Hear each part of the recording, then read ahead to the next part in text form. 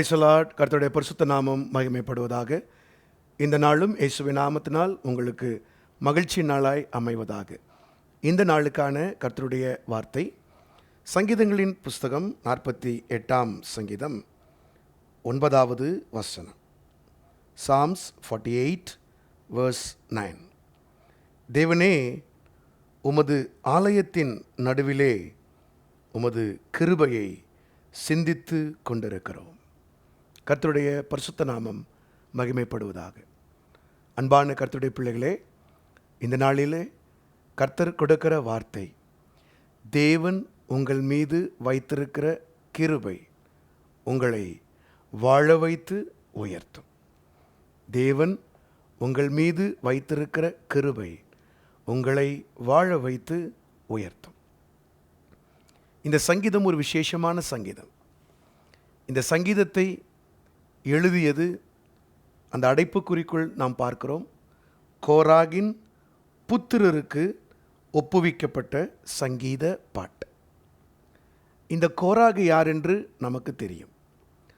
மோசேயும் ஆரோனும் இஸ்ரவேல் ஜனங்களை வனாந்திரத்தில் வழிநடத்தி கொண்டு வந்தபோது மோசேயின் தலைமைத்துவத்தை கேள்விக்குள்ளாக்கி மோசேக்கும் ஆரோனுக்கும் மன உளைச்சலை உண்டாக்கின ஒரு 250 பேர் கொண்ட கூட்டம் இந்த கூட்டம்.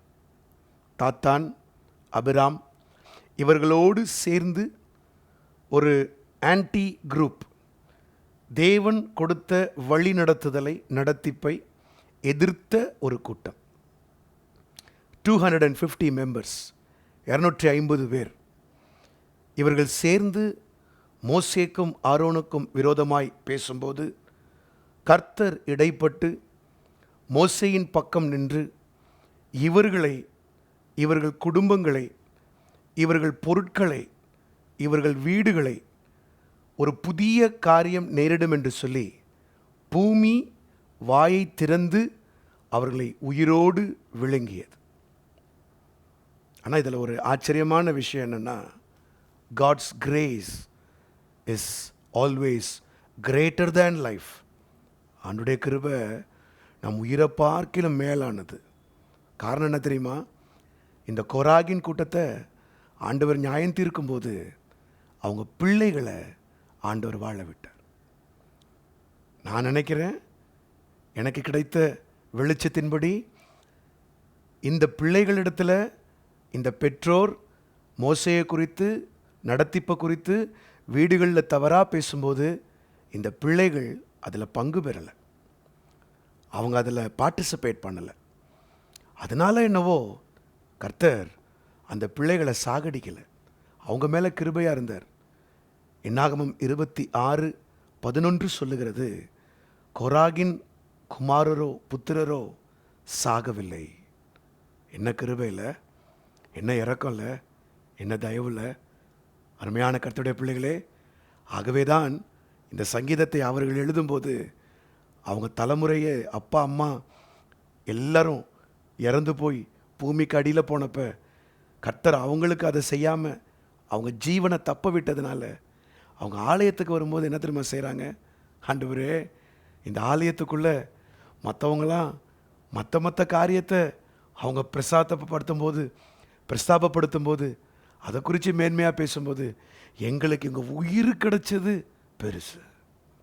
தேவனே, உமது ஆலயத்தின் நடுவிலே நாங்கள் வேறு எதையும் சிந்திக்கலப்பா, எங்கள் ஜீவனும் போயிருக்க வேண்டியது, எங்களுக்கு உயிர் கொடுத்தீங்களே, உமக்கு ஸ்தோத்திரம் ஸ்தோத்திரம் ஸ்தோத்திரம்னு கிருபையை மாத்திரம் நினைக்கிறாங்க.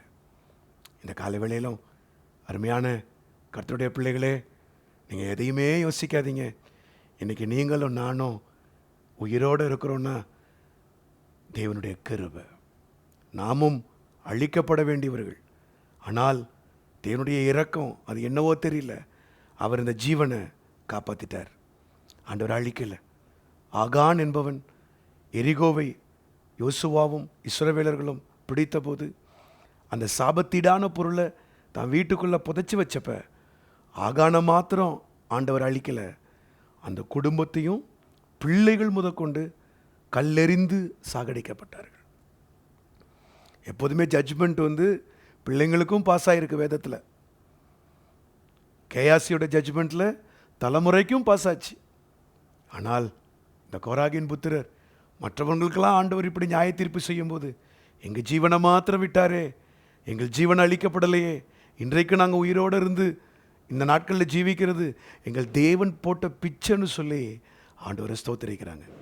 பிரியமானவர்களே, இந்த காலை வேளையிலும் உங்கள் ஜீவன் உங்களோடு இருக்குதுல, அதுவே ஆண்டவர் உங்களுக்கு போட்ட கிருபை.